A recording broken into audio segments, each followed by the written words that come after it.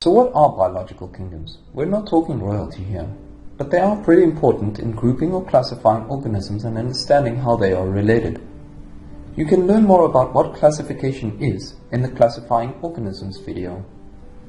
Classification attempts to impose a hierarchy on the complex and dynamic variety of life on Earth by describing how different species group together and how related they are to one another or not. Kingdom is the second highest rank below the rank of domain in the sequence of classification. Remember that little rhyme from the Classifying Organisms video? Do keep ponds clean or frogs get sick? Or you might prefer this one.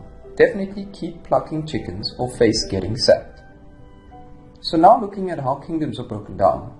In 1969, an American plant ecologist called Robert Whittaker introduced a 5 kingdoms classification system with the following 5 kingdoms: Prokaryota, protista, fungi, plantee, and animalia, which was mainly based upon differences in nutrition. Each kingdom has characteristic features so that an organism can easily be assigned to one of the kingdoms. These characteristics are based on cell walls, whether they are eukaryotic, prokaryotic, and on the way they get nutrition. Starting with animals, also known as animalia. They are eukaryotic, multicellular, and have no cell walls. They develop from Blastocyst, which is part of the embryo development. They have both nervous and hormonal control system.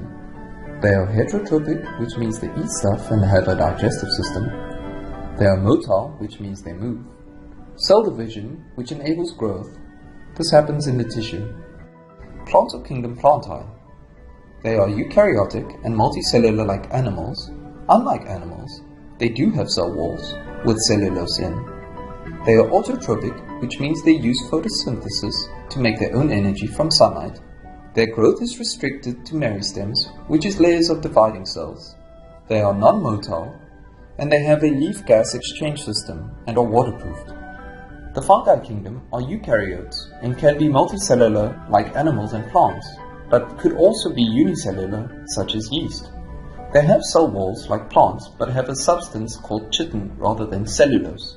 They are heterotrophic and saprotrophic, meaning they decompose, so they break things down, or are parasitic. The body of a fungus is composed of a thin filament called hypha. They secrete enzymes, do external digestion, and then absorb the resulting nutrients. The protista kingdom are eukaryote like animals and plants. They can be unicellular and multicellular, like the fungi. They have cell walls, sometimes with polysaccharides. They are autotrophic and heterotrophic. And finally, the prokaryota kingdom.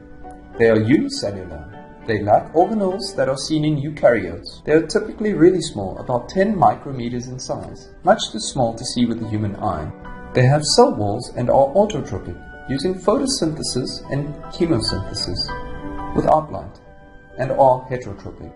They divide by binary fission, not mitosis. So from this video, you should know, kingdoms break down into 5 groups based upon different characteristics, including whether they have cell walls, are eukaryotic or prokaryotic, and how they get nutrition.